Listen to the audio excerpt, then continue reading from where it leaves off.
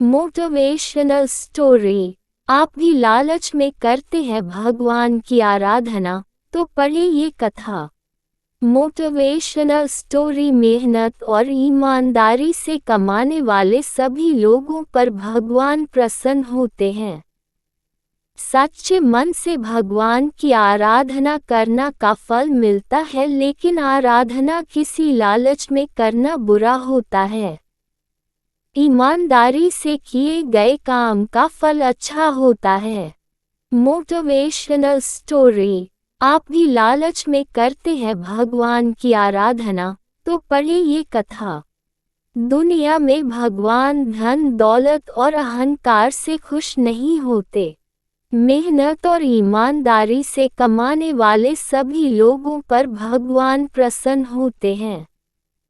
सच्चे मन से भगवान की आराधना करना का फल मिलता है, लेकिन आराधना किसी लालच में करना बहुत बुरा होता है।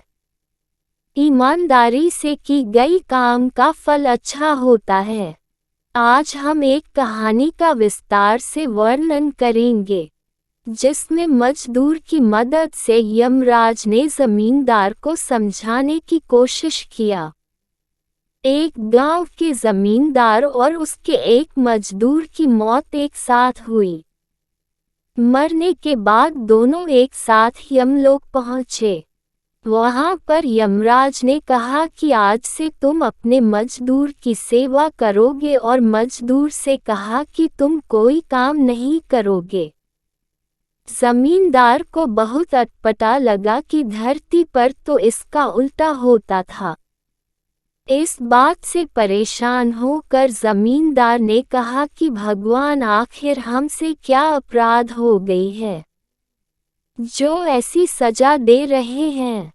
मैं तो प्रतिदिन मंदिर जाता था, भगवान की पूजा के साथ साथ बहुमूल्य चीजें दान करता था। जमींदार की बात सुनकर यमराज ने मजदूर से पूछा कि तुम धरती पर क्या करते थे। मजदूर ने कहा कि भगवान, मैं दिन भर जमींदार के यहाँ मजदूरी करता था और जो मिलता था उसी में गुजारा करता था। जो मिला उसी में संतोष के साथ खुश हो जाता था। कभी भी भगवान से कुछ नहीं मांगा।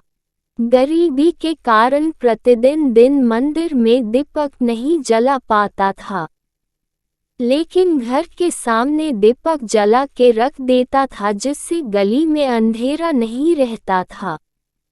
आने जाने वालों को सुविधा होती थी। मजदूर की बात सुनकर यमराज ने जमींदार से कहा कि सुन लिया मजदूर के पुण्य काम। कहानी की शिक्षा।